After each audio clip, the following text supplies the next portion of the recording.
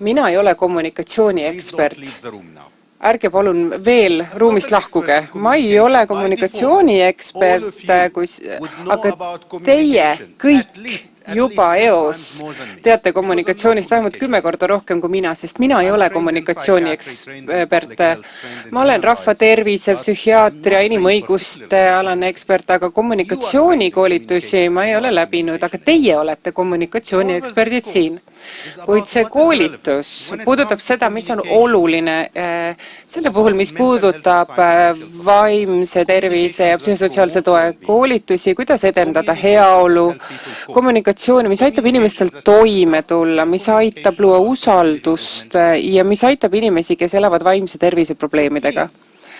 Nii et palun, andestage minu kommunikatsioonialased apsakad ja seda ka minu tiimikaaslastele, sest meie ei ole eksperdid, teie olete ja me tahame teilt ka täna õppida, aga jagada ka seda, mida meie teame, mis puudutab humanitaarkriiside alast kommunikatsiooni.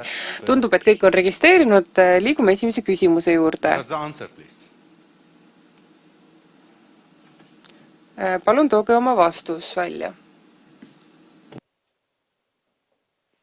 During a sudden evacuation in Estonia to temporary shelters after a winter storm caused power outage. Äkilise evakuatsiooni ajal Eestis ajutistesse varjupaikadesse, kui on ka elektrikatkestused, siis milline kommunikatsiooni viis on kõige parem avalikeks teadaanneteks?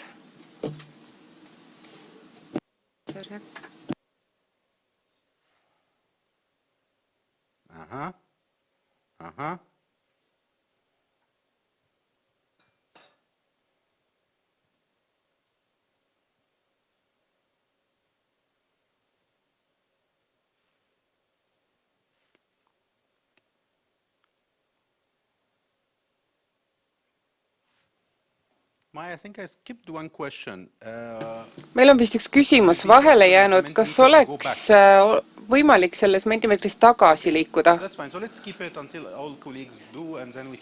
Laseme kõigile ära vastata ja siis vaatame, mis meil järgmiseks tuleb. See oli küsimus, mis puudutas statistikat.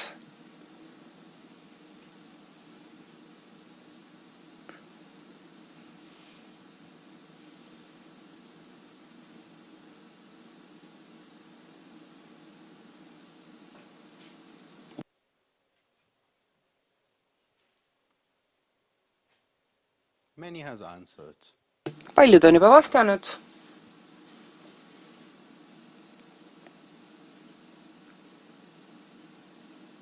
In mental health and psychosocial support field. Vaimse tervise ja psühhosotsiaalse toe valdkonnas me ei taha sildistada inimesi kui traumeeritud inimesi. Neil võivad olla traumaatilised kogemused. Mõnikord võime öelda, et inimesed, kes on selliste kahjustavate olukordadega kokku puutunud või stressiga, aga me ei taha sildistada inimest ja võttes sellega kokku kogu nende kogemuse kui traumeeriva. Sest inimesed on vastupidavad ja trauma võib olla sildistav. Ma toon näited ka muud valdkonnast, näiteks HIV, AIDSi valdkonnast. Väga harva, kui keegi ütleb, et HIV positiivsed on teinud nii ja naa. Me ütleme, et inimesed, kes elavad HIV-viiruse või AIDSiga, me kasutame inimesi eelkõige ja ei sildista neid nende spetsiifilise kogemuse põhjal. Naiste ja tüdrukute seas, kes on kokku puutunud soopõhise vägivallaga, me ei ütle ju, et neid on vägistatud, me ütleme, et nad on soopõhise vägivalla ka toime tulnud. Ja trauma on ju seal taga kogu aeg olemas, aga me hoiame selle kliinilise terminina ja kui me seda kirjeldame, siis me kirjeldame seda olukorda, mitte inimest. Ja seetõttu see vastus, mida me valime, siis ka siin me tahame muuta selle sildistamiselt eemale ja vältida seda, et kõik selles konkreetses riigis on traumeeritud, sellepärast et see alahindab inimeste vastupidavust ja me tahame seda kasutada kõnepruugis, kus inimesed, kes elavad HIV-ga, skisofreeniaga, on pidanud kokku puutuma soopõhise vägivallaga näiteks. Aga nüüd järgmise juurde, aga õige vastus oli skisofreenikud tuleks teise kaitsmise eesmärgil ära viia. Ja me jälle sildistasime inimesed, kellel oli diagnoos. Vaimse tervise juhtumid järgnevalt samuti stigmatiseeriv ja sildistav. Aga mis on õige statistika siinkohal? Kui suur osa mõjutatud elanikkonnast, kes on viimase 10 aasta jooksul kogenud sõda, konflikti, kannatab depressiooni, ärevushäire, traumajärgse stressihäire, bipolaarse häire või skisofreenia all? Mis see protsent võiks siin olla?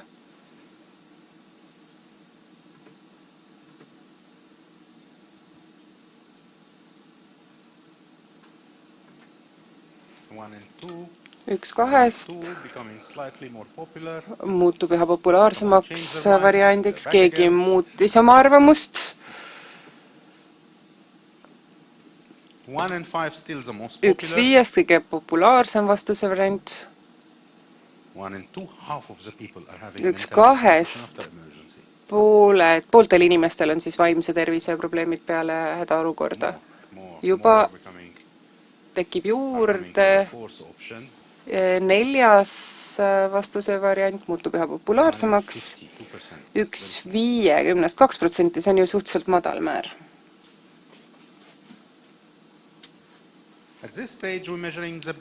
Aga selles etapis me ju mõõdame seda alusmäära. Statistika ja faktid on olulised ja see sõnum peab olema spetsiifiline, aga me ei peaks esitama fakte, mis ei ole teaduspõhised. Maailma Terviseorganisatsiooni kohaselt need inimesed, kes siis elanikkonnas pidid kokku puutuma pikaajaliste relvastatud konfliktidega, on topelt võrreldes nendega, kes ei ole relvastatud konfliktiga kokku puutunud. Ja see tähendab, et see on 1/5, 22%, nii et see ei ole pool elanikkonda ja tihti mõistetaksegi seda valesti, et paljud inimesed, mitte pooltel, see on 1/5 ja see on samuti väga suur arv. Mõelge 1/5 kontekstis, kus inimressursid ja vaimse tervise spetsialistid on väga limiteeritud, sest selline ongi olukord terves maailmas, nii et õige vastus on see, mida 7 inimest siin on ka valinud, see on 1/5 või siis 22% inimestest. Ja ma tahan teiega jagada ka seda, et see ei ole ainult PTSD puhul, see on samuti üks väärfakt. See puudutab paljusid vaimseid häirid, depressiooni, ärevust, skisofreeniat, bipolaarset häirit ja PTSD. Kõiki vaimse tervise probleeme, need kõik tõusevad relvastatud konfliktide ajal, aga mitte 100% puhul inimestest, vaid 1/5. Milline neist võib-olla oleks kõige parem avalöök, need ei ole ükski hea variant, aga me tahame leida selle kõige parema variandi.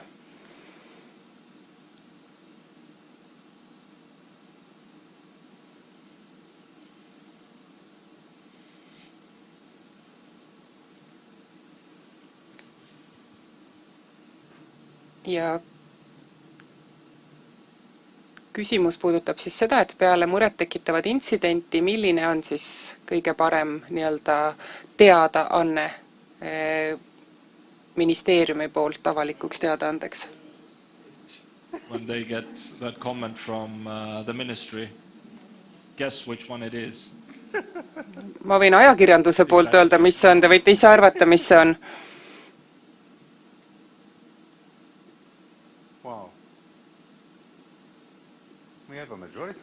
Meil on siin täielik enamus või siis... Kas keegi tegi seda meelega, et mind närvi ajada?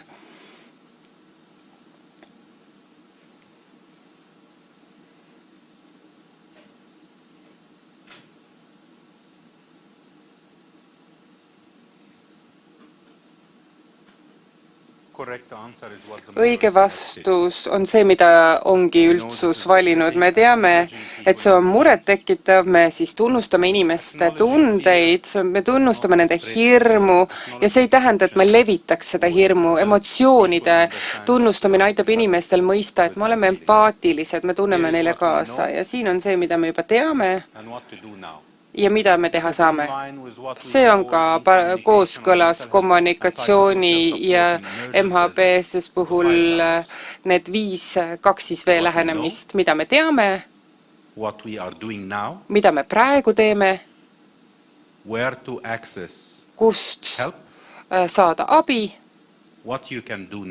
mida saab hetkel teha ja milline on järgmine ajakohastatud samm.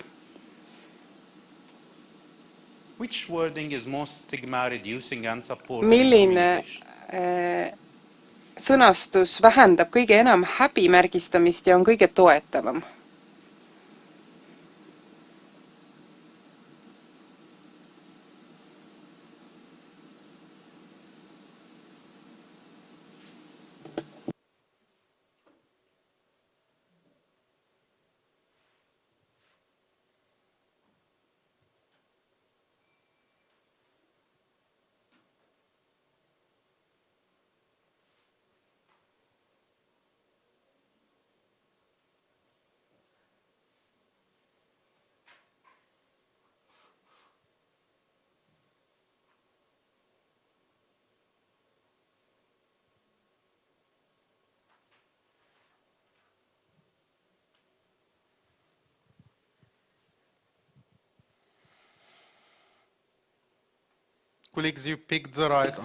Kolleegid, olete valinud õige vastuse. Esimene on siis häbimärgistav, aga see taaskord siis sildistab inimeste kogemusi, öeldab, et inimesed võivad olla ettearvamatud. Ja viimane, see ei olnud piisavalt praktiline. See oli väga autoritaarses keelekasutuses, sest vaja oleks edastada see praktiline sõnum. Kas te saaksite kirjutada ühe lause, mille soovite hädaolukorra teavitusest eemaldada, kuna võib see anda vastupidise tulemuse? Üks lause, mida praegusest hetkest edaspidi mitte kaasata. Me ei ole veel koolitusega alustanud, me oleme lihtsalt oma lähtepunkte määramas. Üks sõna, mis kõik sooviksid eemaldada, mis siis vaimse tervis ja heaolu ei toeta. Väga head variandid juba.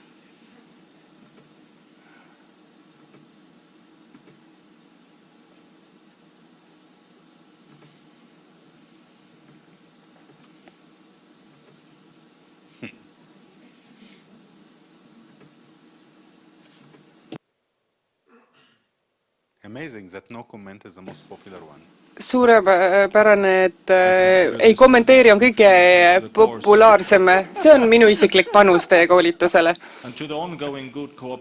Ja jätkuvaks heaks koostööks ajakirjanduse ja valitsuse kommunikatsiooni ekspertide vahel. Kui see on ainus õppetund tänasest, siis ma oleks sellega väga rahul.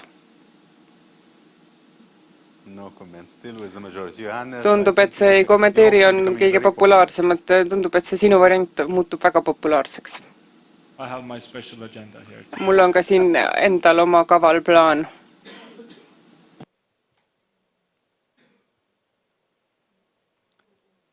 Ma soovin, et koolituse lõpus, et me leiame ka selle variandi, et kõik on traumeeritud, mis on suhteliselt tavapärane variant, aga see taaskord õõnestab elanikkonna toimetulekut ja tihti see ennustab halba, et mõnikord, kui me midagi ette kujutame, siis see selleni viibki. Kas te oskate need ka järjestada? Need 5 kõige olulisemat elementi, mis peavad ilmuma 60–90 sekundi pikkuses avalikus sõnumis. Maja, kas me saame abi paluda? So we can do that. Okay. Amazing. Wow, this is amazing. I didn't know that Mentimeter can do that. See on suurepärane, ma ei teadnudki, et Mentimeter selleks suuteline on. Thank you, Maja. Aitäh!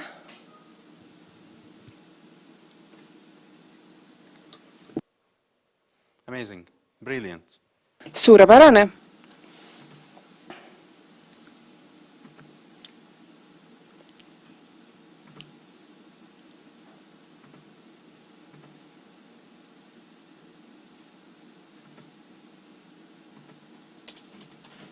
Exactly, colleagues. This is a perfect. Just täpselt, kolleegid, see on suurepärane tulemus.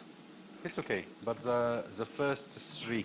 Esimesed 3 on täiesti identsed, millega Maailma Terviseorganisatsioonide juhistega, nii et suur tänu kõigile, tubli töö. Ja liigume järgmise juurde. Colleagues,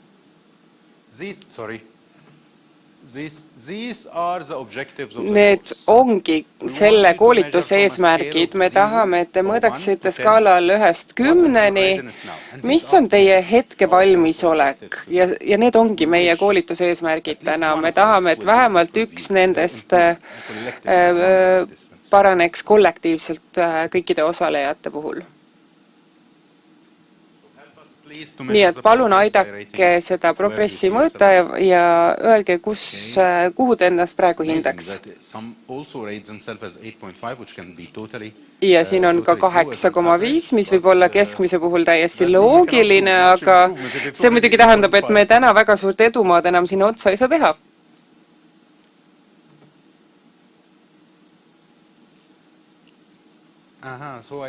Ja ma näen, et kõige madalam puudutab vaimse tervise teemasid ja me kindlasti täna ka räägime sellest põhjalikumalt. Me jagame ka toimetulekuga ja teadaannetega, et te saaksite edastada kommunikatsiooni, mis siis edendaks heaolu ja toimetulekut. Nii et see üks, mis kollektiivselt kõik tahavad parandada, on käsitleda vaimse tervisega seotud küsimusi, väärarusaamu ja kuulujutte, nii et katsume seda ka lähemalt läbi võtta.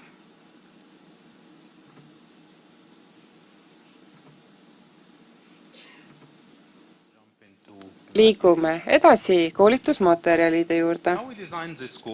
See, kuidas see koolitus on loodud, see põhineb intervjuudega Eesti valitsuse esindajatega, kellel tekkis siis mõte see koolitus läbi viia ja me vedasime Katrini abiga läbi intervjuusid ja välja uurida vajadused. Nii et me viisime läbi need intervjuud ja samuti me arutasime ka terviseorganisatsiooni Eesti kolleegidega ja viisime läbi hindamise koos minu kolleegiga Eurost, kes aitas siis kaardistada koolitusvajadused.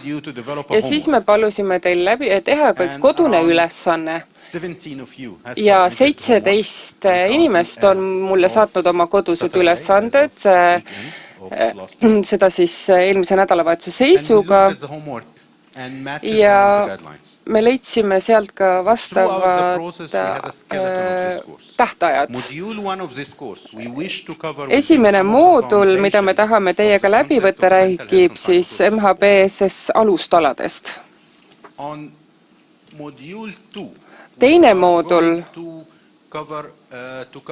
aitab meil läbi võtta teiega koos keerulise kommunikatsiooni MHBSS seisukohalt. Kolmas moodul räägib Ukraina näidisjuhtumitest, millega kolleegid Ukrainas, kes vaimse tervise valdkonnas töötavad, jagavad. Moodul 4 on pühendatud koduste ülesannete läbivaatamisele, toomaks välja tugevused ja jagada konstruktiivset tagasisidet teie tööde põhjal. 5. moodul puudutab praktilist ülesannet, kus me into an exercise of doing võtame a press läbi ülesande, briefing, kus me teeme simulation exercise, which is really multi-layered. pressikonverentsi, mis on mitmetahuline ja This is how we designed the keeruline. course. Ja nii ongi meie We hope koolitus to üles cover the ehitatud. set of Me loodame objectives need that you just eesmärgid, mida te evaluated yourself milles we ise hope te by just the end of the ennast course, at hindasite least läbi one ja of us loodame, will et be koolituse lõpus vähemalt Let's jump into ühes module valdkonnas one, which is about the teie foundations eneseskoor of mental tõuseb. health Aga and nüüd psychosocial vaatame safety. MHBSS alustalad üle.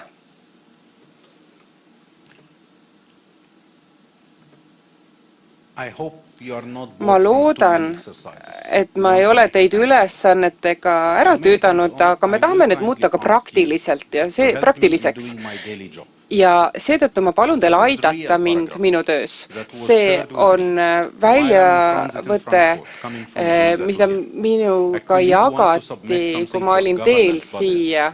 Üks kolleeg tahtis jagada midagi, mida jagada valitsusasutustega. See on aus lõik, mis minuni jõudis kolleegilt esmaspäeval, samal ajal, kui ma olin teel siia Tallinnasse. Kas te oskate mulle välja valida vigu või apsakaid, mida teie tahaksite kommunikatsiooni seisukohalt muuta? Nii et aidake mul minu tööd teha, palun. Aga ma jagan teiega ka seda tagasisidet, mida ma ise kolleegile andsin. Mulle ei meeldinud see meditsiinipõhine sõnastus, sest see ei olnud mõeldud arstidele. Mulle ei meeldinud sõna sümptomid, sellepärast, et see ei ole kliinilise taustaga inimestele ja kedagi selle läbi ei diagnoositud. Nii et mulle ei meeldinud sõna ka trauma, ehk sildistada jälle elanikkonda, sellepärast, et see on stigmatiseeriv ja see arvamus on kaasatud ka meie juhistesse. Me väldime sõna trauma kasutamist, kui ei puuduta meditsiinivaldkonda ja me ei sildista ka traumaga. Me ütleme, et need sündmused olid traumaatiliselt. Nii et see oli suur kannatus või üleelamine ja me asendasime sümptomid reaktsioonidega. Taaskord meil oli probleem psühhosomaatilise terminiga, mida kõik ei pruugi mõista, nii et me panime selle MHBSS vajadusteks või toeks, sellepärast et psühhosomaatiline on sõna, mida kõik ei pruugi mõista. Olemasolevad vaimse tervise probleemid oli liiga keeruline, me üritasime seda lihtsustada ja öelda, et inimesed, kellel on vaimse tervise probleemid juba enne neid sündmusi. Nii et siin ei ole sellist 100% õiget või vale vastust, aga meie valdkonnas on meil nimekiri sõnu, mida me võiksime kasutada ja mida mitte ja need muutuvad teile tuttavamaks ka moodulites 2 ja 4, kus me tegeleme kommunikatsiooniga keerulistes oludes ja vaatame läbi ka teie kodused ülesanded. Täna tuleb veel harjutusi ja selliseid ülesandeid, aga see on päris tekst, mis minuni jõudis eile. Nüüd ongi aeg käes meie esimeseks mooduliks. Palun andke märku, kui midagi jääb ebaselgeks. In May 29th, 29. mail 2024 at 7:30 p.m. kell 7:30 õhtul toimus ajalooline hetk, sellepärast et Maailma Terviseassamblee 194 riiki kaasav organisatsioon toetas esmakordselt ajaloost otsust, mis puudutas MHBSS integreerimist enne kriiside eelselt, vältel ja pärast. Eesti oli üks toetavatest riikidest, kes selle ettepaneku esile tõi Maailma Terviseassambleele. See ettepanek tehti WHO liikmete poolt, algselt Ukraina poolt ja Hollandi poolt. Ja tekkis rühm riike, umbes 8-liikmeline riikide rühm ja kes seda teemat edasi arendas, Eesti nende seas.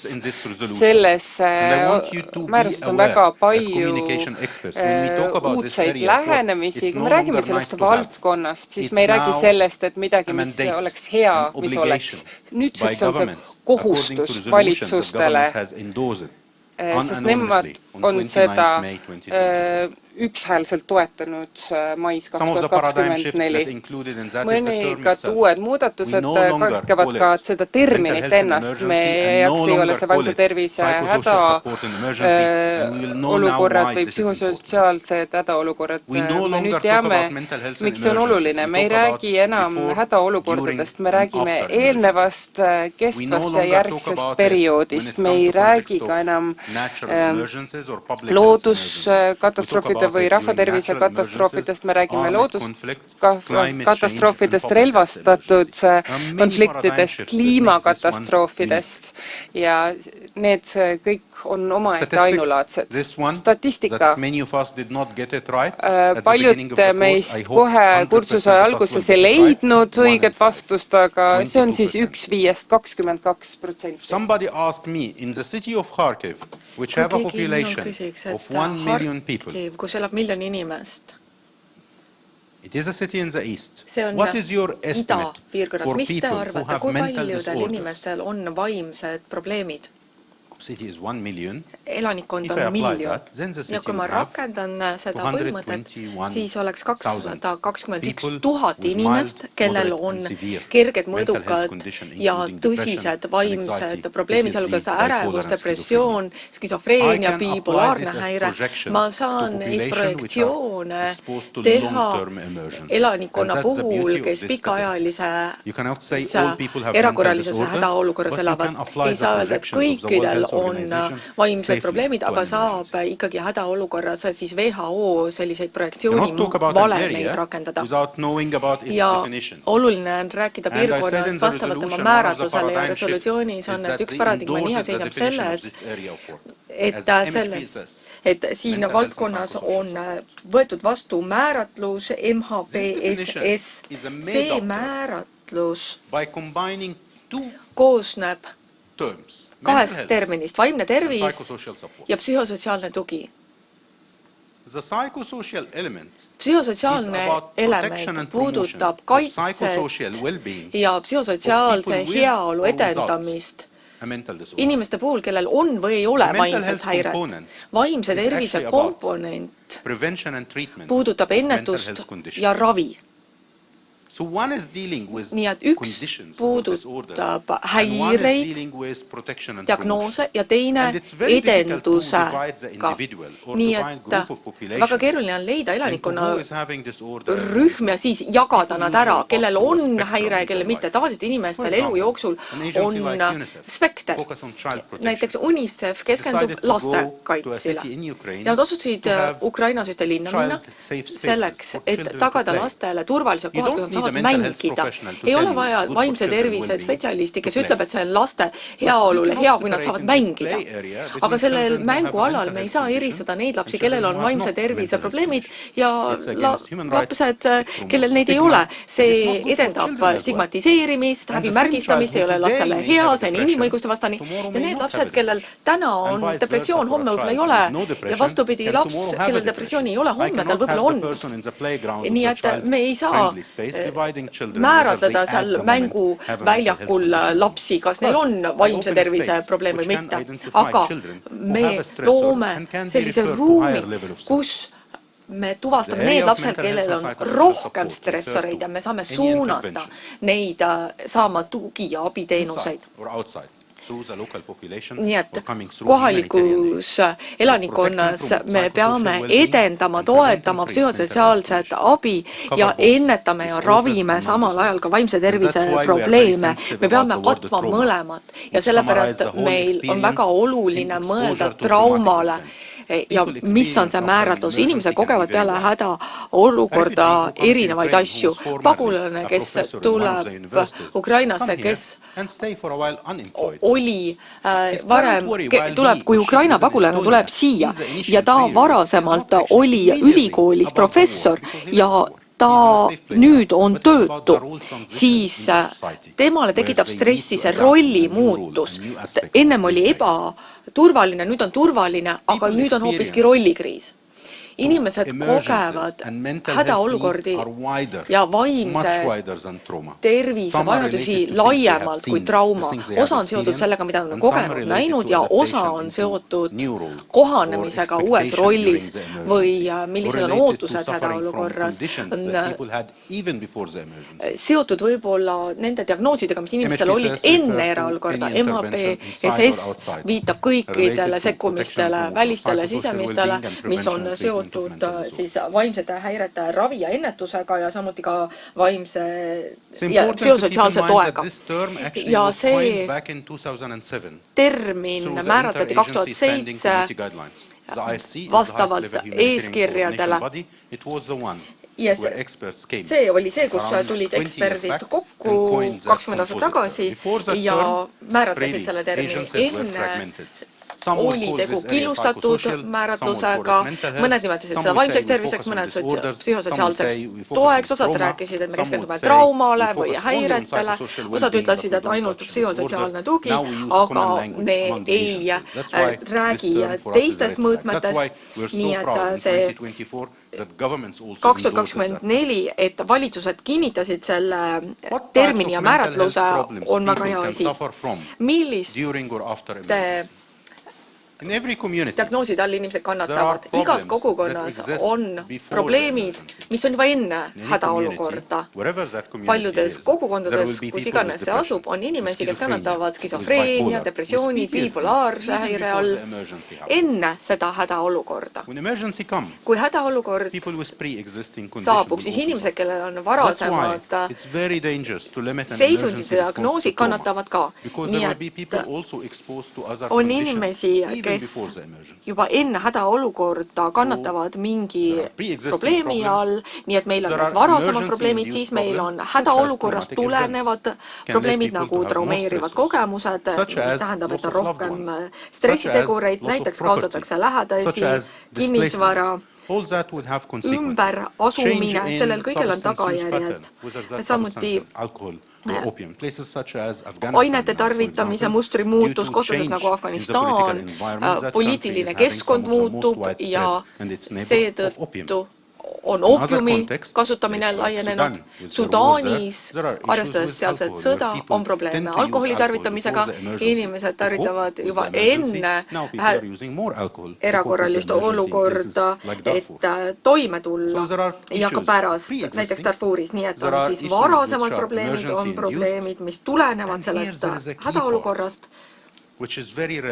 Ja meie kursusel väga asjakohane on see, et humanitaarreaktsiooni põhjustatud. See, kuidas me korraldame humanitaarlahendust, võib ka kaasa tuua halva vaimse tervise ja psühhosotsiaalse olukorra. Mõnikord hädaolukorras näiteks toidu jagamine toimib sellisel moel, et visatakse toidupakke. But now the humanitarian aid in a camp I am living where Carl is my neighbor. Elan humanitaarabi pagulaslaagris ja visatakse toidupakke. Siis ma lähen kisklema oma naabriga, kellega ma oma tavaolukorras kunagi kisklema ei läheks. Ma pean toidu nimel võitlema naabritega. Kui toitu jaotatakse moel, mis toetab psühhosotsiaalset tuge ja vaimset tervist, siis see tulemus hoopis teine.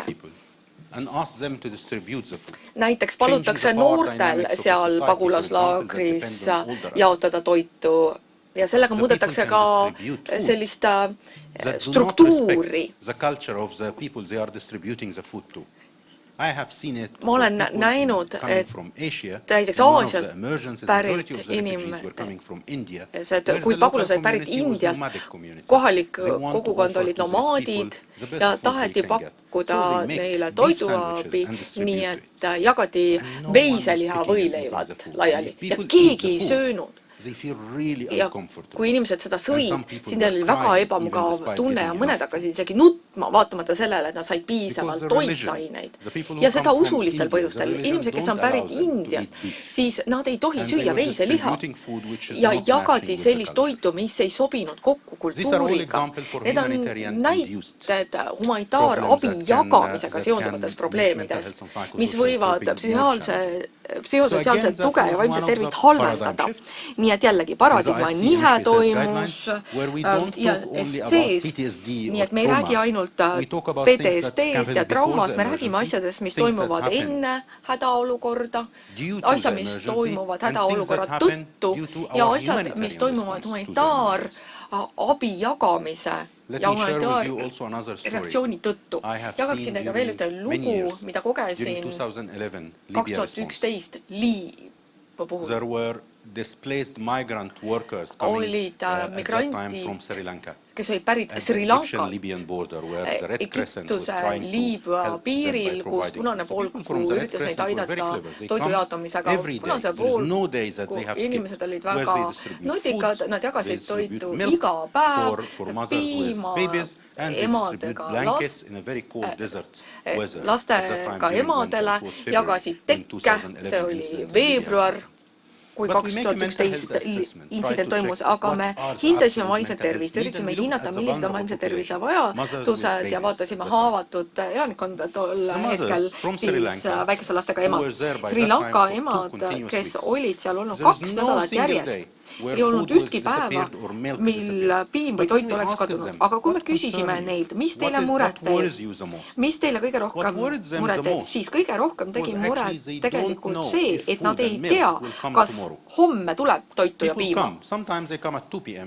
Inimesed tuli vahel kell 11, kell 2, mõned 7 õhtul, aga iga päev.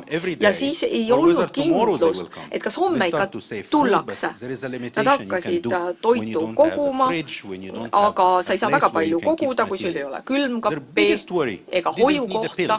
Nii et kõige suurema mure lahendamiseks ei olnud vaja mingit nõustamist või imerohtu, oli vaja lihtsalt kohalikus keeles suhtlust ja edastada neile graafik, mis kell toit tuleb. See on selline väike sekkumine, mis sõltub peamiselt lihtsalt kommunikatsioonis, rääkida emadele, millal abi jagatakse iga päev ja edastada seda infot nendele mõistetavas keeles. Rahastuse kärpimise tõttu humanitaarvaldkonnas peame iga päev kaaluma eeskõnelemisega seonduvat. Ja see on väga valulik, sellepärast, et poliitikakujundajad ja doonorid ütlevad meile, et nüüd me keskendume vaid elu päästvatele sekkumistele. Me ei saa vaimsele tervisele keskenduda. USA kommunikatsioonieksperdid, kes kõik on teadlikud sellest, et inimesed ei ela vaid siis, kui saavad toitu, vett ja ravimeid, kui on keeruline hetk, kui nädalate kuude kaupa elame vaid toidu ja ravimite ja vee nimel, siis see ei ole hea elu. Inimesed vajavad empaatiat, sotsiaalset sidusust. Ja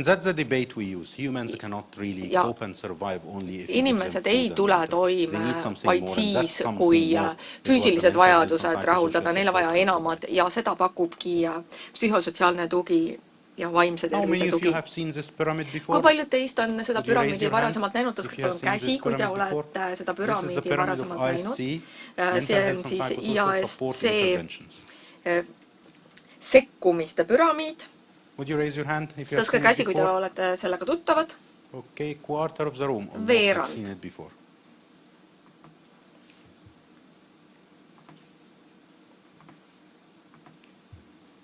A reminder, we talked about mental health and psychosocial support, any intervention inside or outside et iga sekkumise psychosocial well-being on vaja psühhosotsiaalset heaolu edendada ning ravida siis inimesi, kellel on diagnoos. See on sekkumiste püramiid.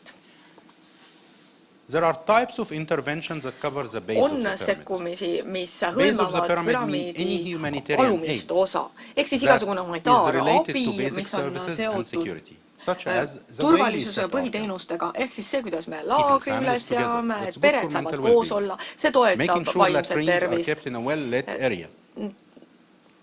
So that we prevent gender-based violence. Me peame ära hoidma soopõhise vägivalla, peab olema piisavalt valgustust, me peame siis lugu pidama sealsete elanike kultuurilistest, usulistest põhimõtetest, nii et info jagamine on üks oluline aspekt, see on kõik esimene püramiidi kiht. Ja meie reegel MHPSS-i puhul on, et kui ma lähen hädaolukorra piirkonda näiteks nagu Tšaad või Sudaan, siis mina ei ole see, kes jaotab toitu, aga palutakse nõuanda nendele, kes toitu jagada. Kuidas seda teha sellisel viisil, mis toetab heaolu ja vaimset tervist? Teise kihi sekkumine on kõik, mis edendab kogukonda, kogukonna tuge. Selleks, et imiteerida olukorda, kus kogukonda toetati enne hädaolukorda, näiteks Kreeka maavärin. Ja on vana mees, ainukene viis kogukonnaga suhelda, oli pühapäeviti käia kirikus. See on tema sotsiaalse toesüsteem. Tal ei ole vaja mingit ravimit, et lõõgastuda. Tal on vaja pühapäeviti peale kirikut teistega rääkida. See on see, kuidas tema sotsiaalset tuge saab. Peale maavärinat tema põhikannatus, mitte ainult sellepärast, et ta kaotas selle hingelise toe, aga ta kaotas sotsiaalse tugisüsteemi. Meie sekkumine sellisel puhul, kui ta on varjupaigas, on leida uued sotsiaalse ühenduse sidususe viisid, et imiteerida seda, mida ta koges kirikus pühapäeviti. Nii et me loome seda kogukonda, mis on sarnane sellele, mis oli enne hädaolukorda. Kolmas kiht puudutab siis mittespetsialiseerunud tuge, näiteks probleemide lahendamise nõustamine. Ehk siis me ei ravi inimesi nii, mäletate seda professori näidet, kes jäi töötuks, kui ta pidi ümber asuma teise riigi. Ei ole vaja teraapiat sellel inimesel. Tal ei ole vaja ravimeid. Tal on vaja probleemi lahendamise oskusi selleks, et tuvastada meetodid, mida saab rakendada, et toime tulla uue keskkonnaga peale seda ümberasustamist. Kõik sekkumised, mis ei ole suunatud ravile, aga aitavad inimestel leida lahendusi, on siis mitte spetsialiseerunud toetus. Ja kui me lähme püramiidis järgmistele kihtide juurde, siis need on ressursimahukamad ja kulukamad ja vähematel inimestel on vaja neid, see on see 22,1% või siis raskemad juhtumid umbes 5%, nendel on vaja seda spetsialiseeritud abi. Nii et peale hädaolukorda ei ole kõigil vaja ravi, et peale sõda Ukrainas või Sudaanis on kõigil vaja teraapiate ravi. See ei ole tõsi. On inimesi, teatud protsent inimesi, kes vajavad tuge. Kõigil ei ole vaja kliinilist sekkumist isegi. Nii et 5–22% on neid, kes vajavad spetsialiseeritud abi ja 5% nendest on siis need, kes on kõige raskemad juhtumid. Ja nendel on vaja võib-olla konkreetset ravi.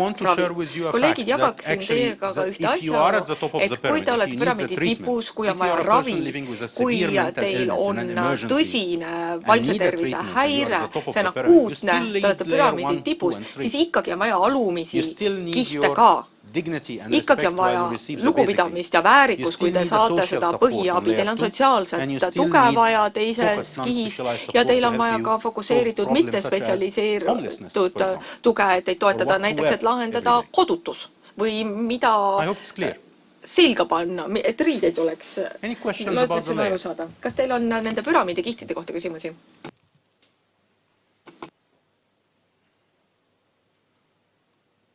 Is it useful for you?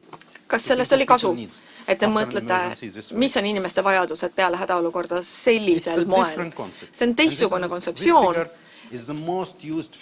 ja nende meie eeskirjade puhul seda arvu kasutatakse kõige rohkem.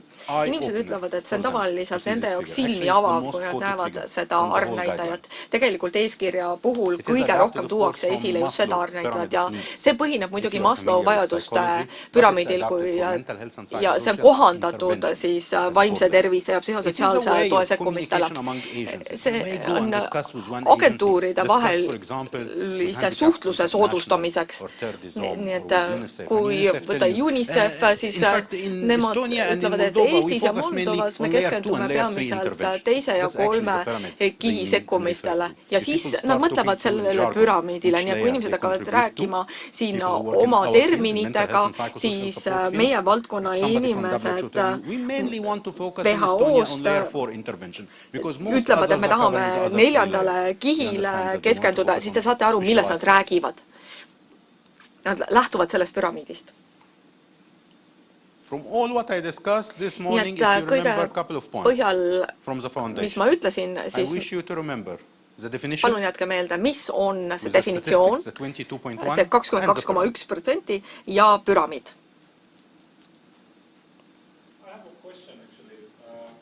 If you can go back one slide, the second pillar in the pyramid, püramiidi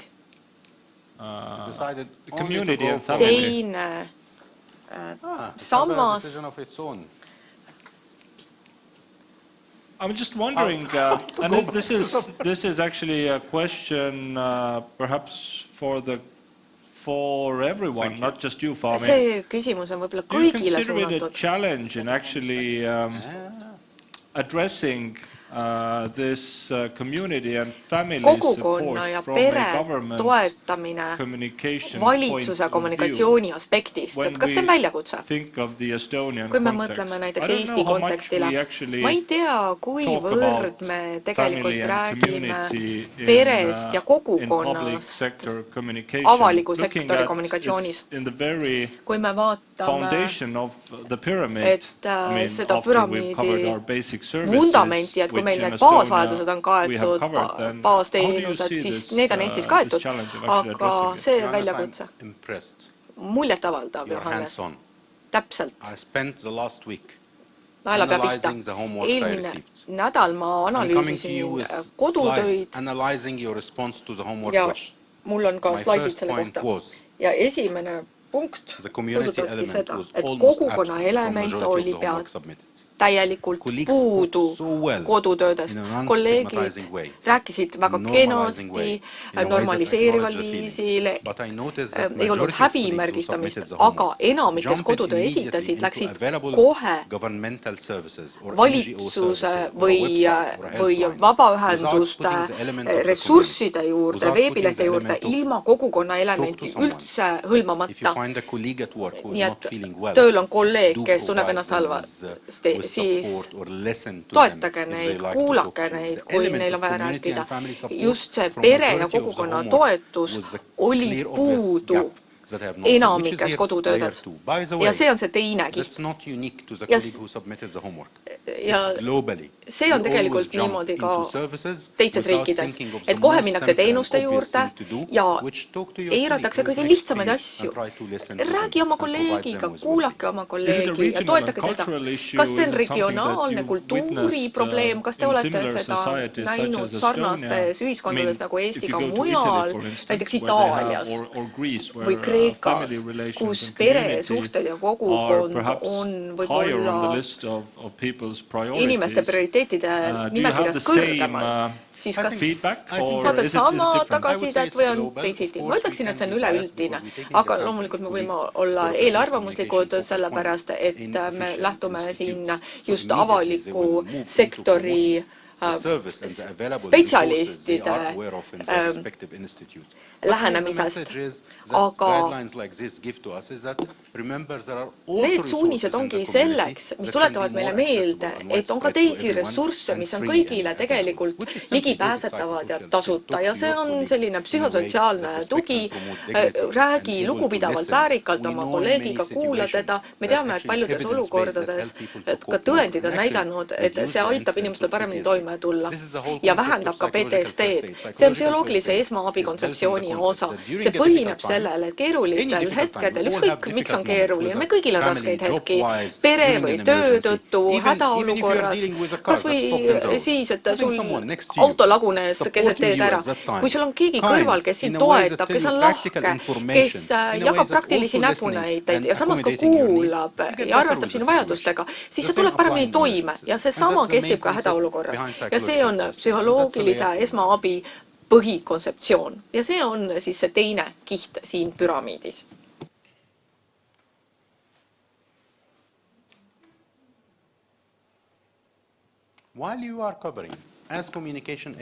Aga kommunikatsiooni ekspertidena olukorras, kus teie heaolu on samuti oluline ja teie toon on samuti ülioluline. Te peate toetama ju ka ennast. Ja mina räägin teile siis Maailma Terviseorganisatsiooni juhistest, mis siis puuduvad humanitaarabitöötajaid ja kehtivad ka kommunikatsiooni-ekspertide puhul. Ja nende juhiste võlu on see, et need ei kehti mitte ainult kommunikatsiooni-ekspertide kohta, vaid ka juhtidele. Kuidas me saame teha töökorralduse töökohal viisil, mis edendaks MHPSS-i, mis oleks ka teaduspõhine, et oleksid näiteks töövahetused, rotatsioonid, kommunikatsiooniviisid, et me usaldaks juhatust, need on kõik olulised vaimse tervise juhised. Asi ei puuduta ainult mitte seda, vaid mida teete praegu, et vaimse tervise eest hoolitseda, vaid mida ka juhtkond peaks tegema omalt poolt ja see kehtib nii humanitaarolukordades, näiteks haigla kiirabiosakondades või uudiste puhul, mida tuleb kriitilise ajatähtsusega pidevalt täiendada või aruanded keerulistest olukordadest. Nii et kui te tahate ka enda eest hoolt kandmise kohta rohkem teada saada ja oma meeskonna eest, siis mis puudutab MHPSS just esmareageerijaid, siis ka need on juhistes sees. Ma räägin teile ka natuke ülemaailmsest olukorrast. Me tegime läbi mitmed uuringud ja tegevuskava raames, mida Terviseorganisatsioon koostas. See siis sai mõõdetud aastal 2019 enne COVID-it. Mis oli siis valitsuste ettevalmistus? Me viisime selle töö läbi siis 194 riigis ja 28% riikidest olid siis investeerinud ettevalmistusse. See, mida Eesti praegu teeb, on päris haruldane maailmas, et riigid lähevad ja investeerivad ettevalmistusse, sest me mõõtsime seda ka peale COVID-it ja peale erinevaid algatusi ja harjutused, siis oli see 48%. Me tahame aastaks 2030 jõuda 80%-le, aga praegu on meil juba progress 28-48, mis on suurepärane ja seda tänu algatustele, mida Eesti on ka siin teinud 2 aastat tagasi, kui meil oli täiemahuline MHPSS simulatsiooniharjutus. See oli väga teedrajav ülesanne, väga paljud riigid järgnesid meie sammudes, näiteks ka Aafrikas, kus osales ka üks Eesti kolleeg, aga Eesti 2 aastat tagasi oli oma ala pioneer ja viis läbi koolituse, mis oli siis just suunatud kommunikatsioonile. Me loodame, et maailm ja Maailma Terviseorganisatsioon eriti loodab, et aastaks 2030 on MHPS ettevalmistusplaanid jõudnud 80%-le.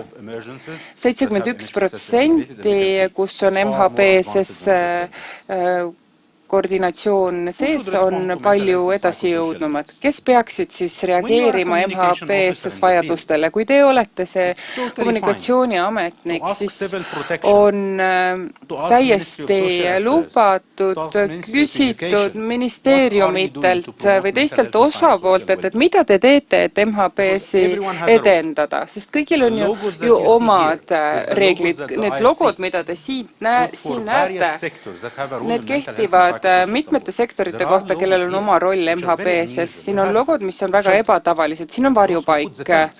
Need, kes telke paigaldavad, neil on oma roll. Need, kes tegelevad miinidega, näiteks, ka neil on oma roll. Need, kes tegelevad soopõhise vägivallaga, lastekaitsega, veeküsimustega, neil on oma roll MHPSS puhul. See ei ole enam vaid valdkond, mis on siis tervishoiu või sotsiaalvaldkonnaga seotud, see on kõigi vastutada ja kõigil on oma roll ja meil on ka juhised, mida kõik eraldiseisvalt siis teha saaksid.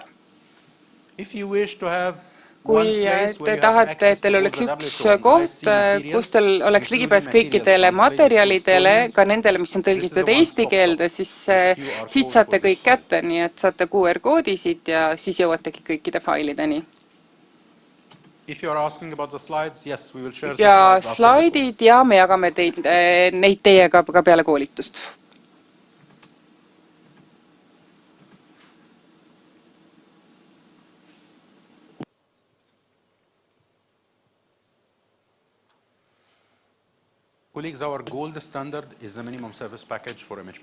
Meil on, meie peamiseks eesmärgiks on siis miinimumteenuspakett MHPSS tegevuste puhul, mis annab meile siis need primaarsed tegevused, juhised, mis meie jaoks, juhis annavad meie jaoks üldise raamistiku, aga need prioriteetsed tegevused on siis selles minimaalses teenusepaketis, mis on olemas ka käesoleval lingil.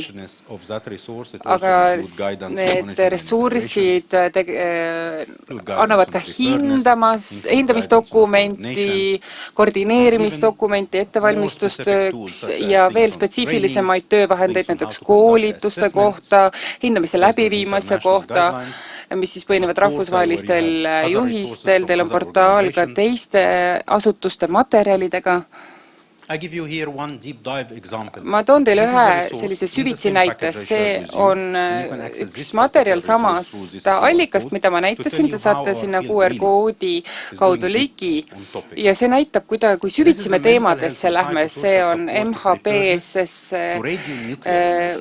siis radioloogiliste ja tuuma hädaabiolukordade puhul, sest et eelmistel aastatel oli ju tõeline hirm mitmes riigis, et selline oht võib reaalseks saada ja need tuumaohud, mida me oleme näiteks Fukushimast õppinud või Tšernobõli põhjal juba mitmeid aastaid tagasi, see, mida me õppisime, on see, et selle mõju MHPSS-ile tõenduspõhiselt võib olla palju pikaajalisem ja mõjukam kui selle füüsiline mõju.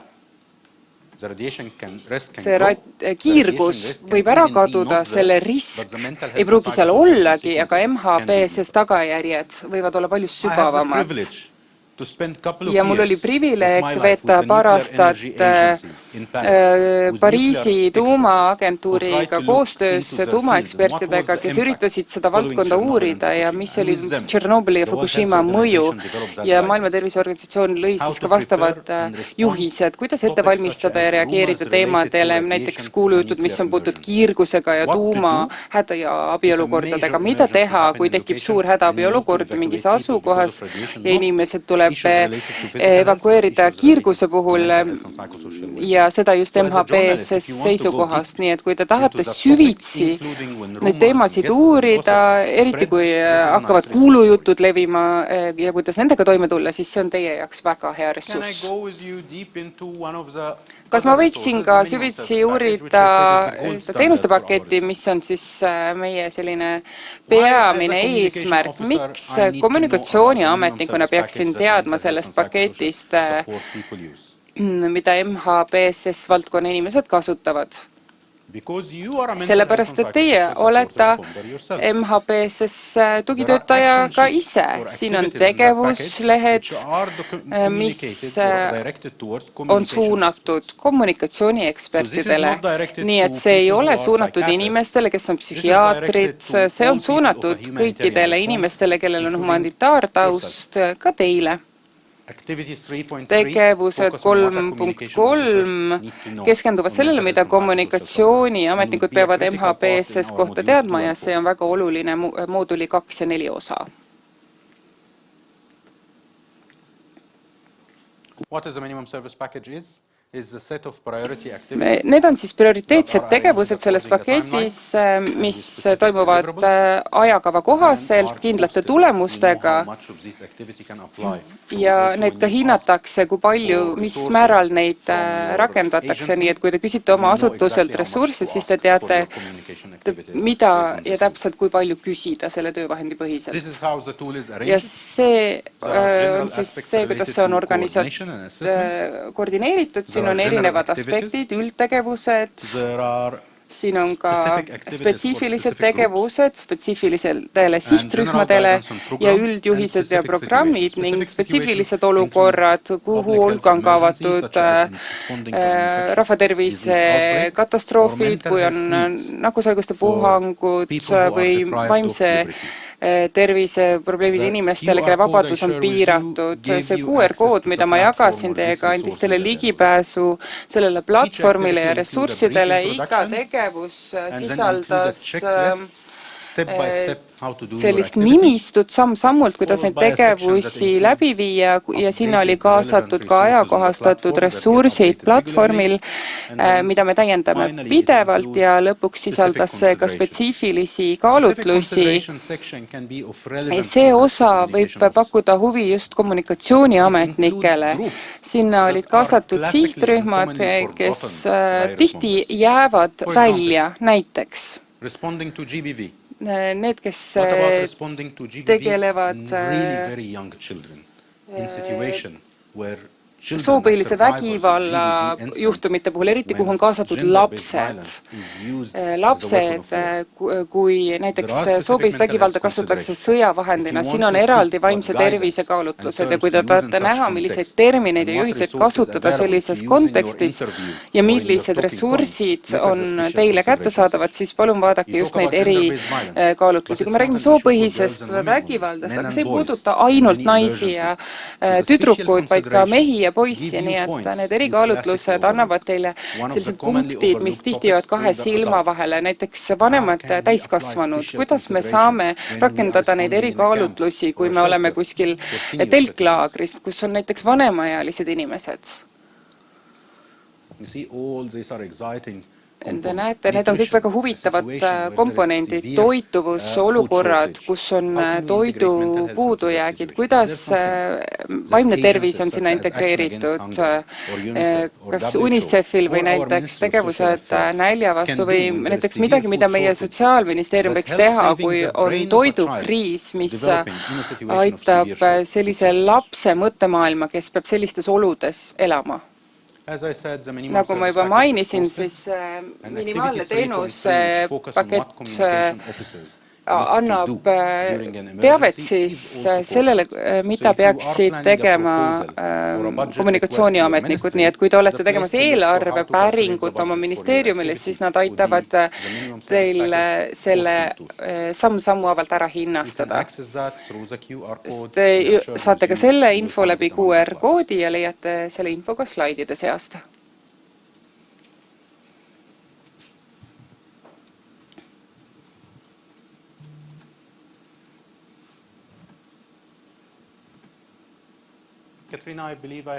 Katriina, mul on vist veel 10 minutit alles jäänud. Kas on küsimusi, kolleegid, seni?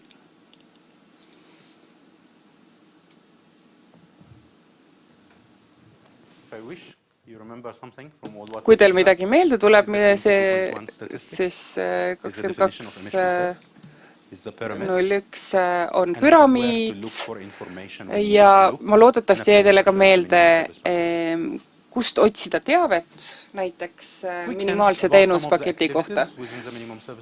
Me võtsime läbi ka osad tegevused ja mis seal oluline oli, siis koordinatsioon, nagu me ütlesime, MHPSS ja te näete, kui head tööd on tehtud Ukrainas sellel teemal, see on sektoriülene.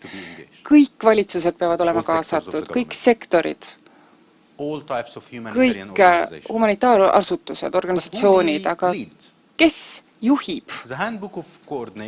Koordinatsiooni juhend ja minimaalne teenusepakett ütlevad, et see peab olema sektoriülene juhtimine, mitte ainult tervishoiu või sotsiaalharidussektorilt, kõigil on oma roll ja kõik on oma valdkonna juhid ja maailmas on üle 60 MHPS koordinatsiooni gruppi, mis on kõik sektoriülesed ja nagu te nägite ka statistikapõhiselt 71% hädaabi olukordade jaoks on sektorite ülelised koordinatsioonigrupid, see peaks olema olemas ka kooli tasandil, haridustasandil. Need, kes tegelevad soopõhise vägivallaga, nende jaoks peaks olema MHPSS alustalaks üleelanutele.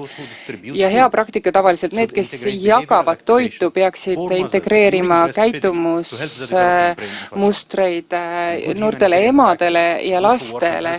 Need, kes töötavad tervisvaldkonnas, see peaks olema esmatasandi meditsiinis integreeritud. See on iga ministeeriumi vastutuses, iga asutuse vastutuses ja kommunikatsiooniametnikel on väga oluline roll siin. Inimesed arvavad, et hindamine tähendab seda, kui mitmel inimesel on PTSD. Halb küsimus võib olla, kui paljudel inimestel on PTSD. See on huvitav, teaduspõhiselt, aga miks spetsiifiliselt teid just see PTSD huvitab? Me peaksime seda vaatlema holistilisemalt ja mitte keskenduma ainult ühele häirele, sest on inimesi, keda mõjutavad ka teised häired, näiteks depressioon, ärevus, bipolaarne häire, mõnuainete kasutamine, skisofreenia. Nii et miks siis keskenduda ühele probleemile, kui neid on nii mitu? See on ju oluline, aga miks just ühele? Eriti kuna see ei ole ainukene, mis juhtub peale, see ei ole ainus, mis kaasneb hädaolukordadele.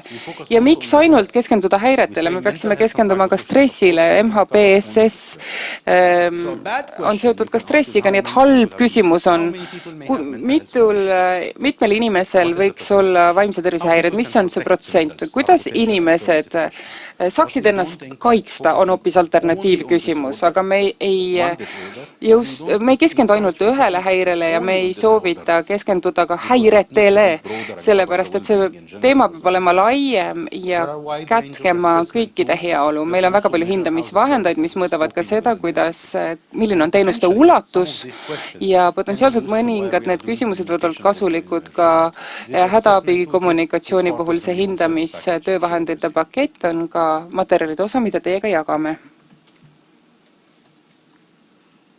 Nende tegevuste hulgas on tegevused ka humanitaarabitegelastele ja nende MHPSS tugi ja nendele, kes töötavad siis veevaldkonnas, need, kes töötavad toidu jagamisel, need, kes töötavad telkide paigaldamisel, ka nemad peavad olema teadlikud. Spetsiifilised tegevused, kus teie töövaldkond ja sektor on 3.3. Peamiste sõnumite edastamine, edendamaks MHPSS-i. Kui me peale pausi naaseme, siis me võtame läbi just selle osa. Ja ma lahkelt palun teil sellega läbi lugeda ning leida sealt asju ja praktikaid, mida te tahaksite välja jätta. See on üks selline juhend või raamat, Maja ja Johannes on sellest juba rääkinud. Me tegime seda ka COVID-19 ajal. Kui me selle kallal tööd tegime, see oli siis COVID-i algusajal minu arust märtsis, kui me pihta hakkasime, siis mitte keegi ei eeldanud, et üks raamat, mille meeskond on Kopenhaagenis, Londonis, Genfis ja mujal, et sellest saab üks kõige tõlgitumaid raamatuid, 158 tõlget. ja seda ainult seetõttu, et see oli väga selgesõnaline ja see põhines vajadustel ja perekondade kommunikatsioonivajadustel. Kõik olid ju kodus, vanematel oli vaja midagi lastele lugeda, vanuserühmas 6–11, nad palusid sõnumeid, me võtsime need ja lisasime need sinna loo sisse ja siis seda tõlgiti edasi. See on põhimõtteliselt saadaval kõikides keeltes, mida võite ette kujutada, nii et uurige seda kindlasti. See versioon loodi ka Lähis-Ida konfliktide valguses ja see on saadamas ka heebrea ja araabia keeles, kuid seda kasutatakse ka paljudes muudes riikides, näiteks Kongos konfliktide ajal ja see kätkeb ka nakkushaidusi. See lugu ei puuduta saavutusi, vaid see puudutab viisi, kuidas olla innovatiivsed ja mitte seda tehisaru või tehnoloogia läbi, aga see oli lihtsalt üks lihtne lugu lastele vanuses 6–11, mida jagati meili teel ja mis sai üheks kõige tõlgitumaks raamatuks ajaloos. See puudutab tervishoiutöötajaid, me ei julgusta uusi haiglaid, vaid me tahame integreerida vaimse tervise üldtervisesse, sest üks märksõnad on alati integratsioon olemasolevatesse taristusse. Need on need ressursid, mida me tavapäraselt kasutamine, see me ei räägi ainult teraapiast, vaid seal on ka teised vahendid, seal on ka psühholoogilised sekkumised, mis on tõenduspõhised ja sama tõhusad kui ravimid. Nagu ma ka vaimisin, see on see ressurss, mis meil on nakkushaiguspuhangute puhul kui ka inimestele, kellel on näiteks vanglas vaimse tervise probleeme. 22.1 on väga erinev, kui te räägite piiratud vabadustega inimestega, näiteks vangidele võib see olla nii kõrge kui 50%.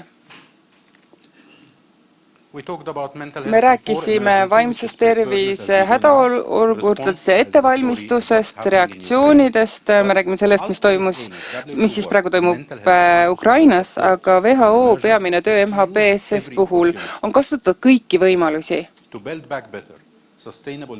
Leida kestlik vaimse tervise lahendus.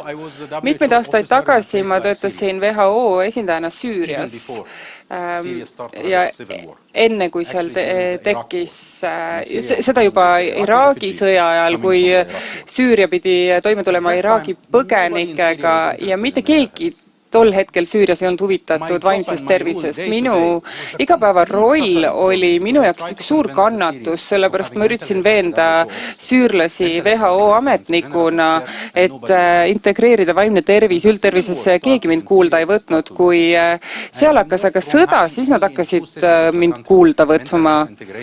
Ja me jõudsime selleni, et meil tekkis sinna vaimse tervise keskusi ja see sai integreeritud ka üldtervishoidu.